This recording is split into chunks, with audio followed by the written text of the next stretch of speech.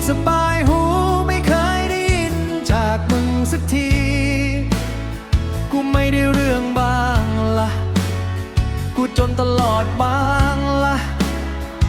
คนอื่นเขาไปถึงไหนทำไมกูยังอยู่ที่เดิมทำไมกูยังอยู่ที่เดิมแรกก็โกรธก็คิดว่ามึงดูคู่กู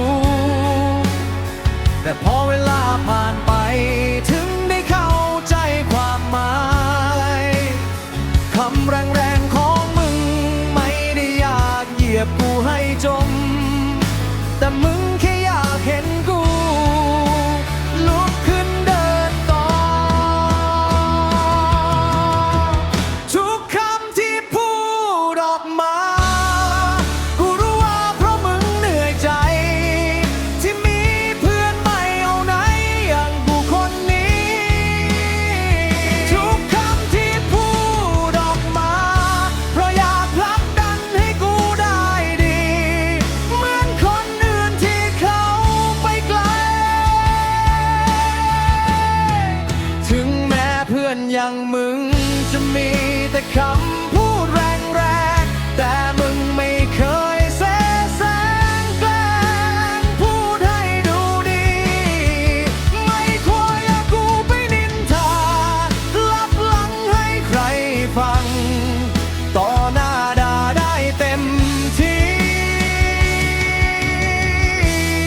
แต่ข้างหลังมึงปกป้องกู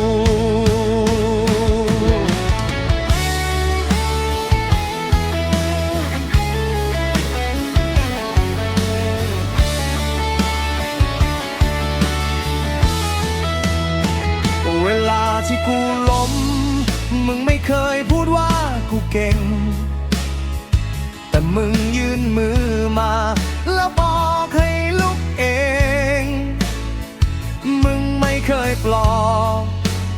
ด้วยคำหวานเหมือนใครแต่ทุกการกระท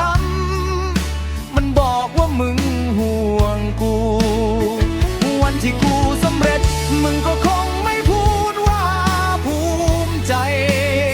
แค่ยิ้มมุมปากแล้วด่าว่ามึงคิงรู้จักเอาจริงนั่นแหละคือมึง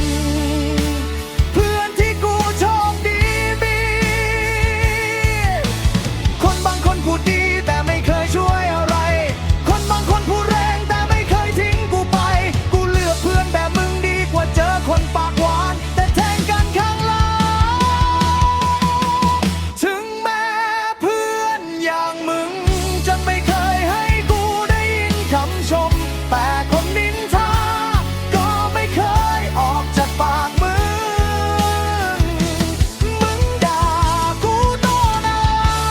แต่ไม่เคยหักหลังกูขอบใจที่ยังอยู่โอ้ในวันที่กูไม่มีใคร